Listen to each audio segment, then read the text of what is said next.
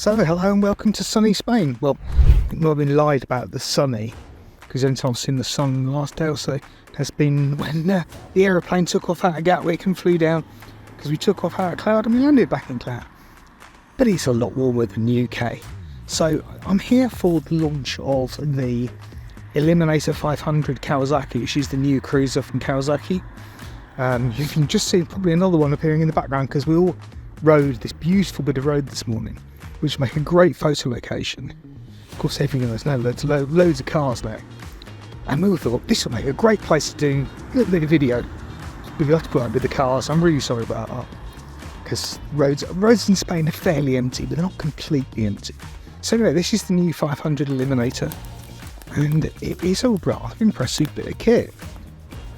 It's based on the 400 Ninja engine, but it's been bored and stroked, or whatever they do to make it a larger capacity.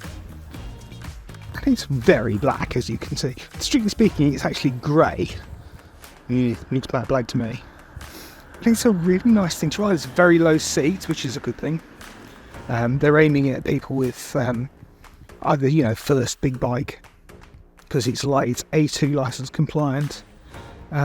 It's based on the old Eliminators back of the 80s, the original base in the 80s, the ZL900 and the ZL1000. As you can see, anybody who knows about Eliminators will recognise the back mud guard and the rear light, and so for the little bit of shape in the tank, it reminds me of a Honda Rebel, but it's actually quite a lot lighter than a Rebel. Rebel was, I think, 191 kilos, this is 176 or something, and it feels lighter. And it's very revvy, because there is only a little 450 twin. It's very revvy, and it goes really nicely. It's not got a bad amount of grunt at the bottom end. It's got the lightest clutch. The clutch is fantastic. I know a lot of people, especially ladies, struggle with heavy clutches on modern bikes, but this is so light, it's ridiculous. This is the SE model. This is the one we're going to be getting more of in the UK, and it has the headlight fairing and the four gaiters and a slightly different seat, but it's just a really nice little bike. Obviously this is in kilometres, so I can't tell you how fast it goes, but it's banging up to 120, 130k, which is what, 80-ish, 85, without any trouble at all, without over revving it particularly. It's got various little gizmos on it. This is because it's the SE. You've got a handlebar mounted USB. You've got quite a funky clock, which I might have to go around to the side, because the sat nav is there, so I can find my way back to the hotel.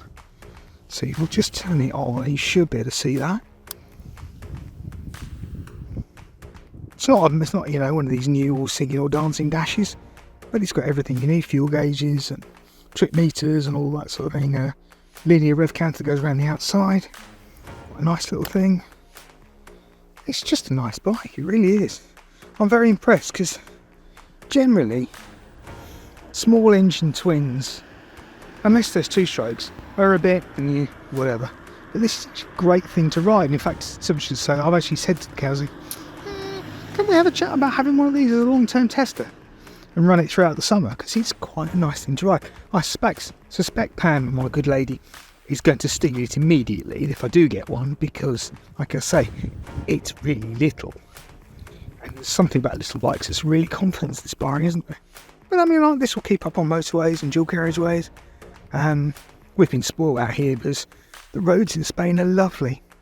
They're well surfaced, they're not bumpy, and not full of traffic. She's lovely. I mean, the riding we've been doing this morning, probably only done about 70 kilometres, but it's just been blissful, empty tarmac. It's kind of, you don't get it in the UK like that. You really don't, unfortunately.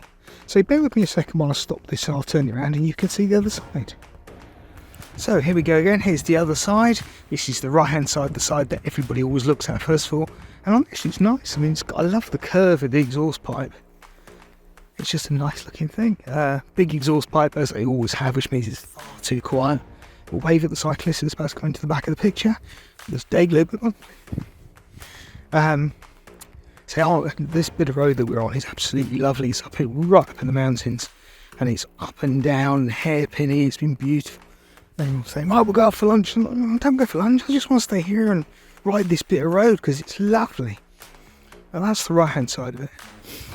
This is about £6,500. Very comparable with the 500 Rebel from Honda, and it's nice. The seat height is low. They do an even lower version of the seat, plus a slightly higher version too. I think most people are going to be able to pick it, sit on it and reach the floor. If you're very tall, you might struggle a bit, but it's also, because it's nice and light, you'll be able to pick it up off the side stand without too much trouble. I'm just quite impressed. It is a nice thing to ride. It's, I say, when you first think 450 twin, it's going to be a bit whatever. But I'm pleasantly surprised. Oh yeah, and one piece of advice: don't ever look at the headlight of one of these things. They're so bright, you could probably give you arc eye. I mean, they really are bright. I dread to think of poor car drivers coming the other way. You're getting fucking blinded by this. It's in the daylight. Well, it must be light at night. It's absolutely the opposite. But there you go. That's the new 500 Eliminator. You better read about it in BSH very soon. It's also going to be in Motorcycle Sport and Leisure and in MoreBikes, two of our sister titles, because that's the sort of thing they like. But I thought I'd do the video up here, and you can just see the mountains behind.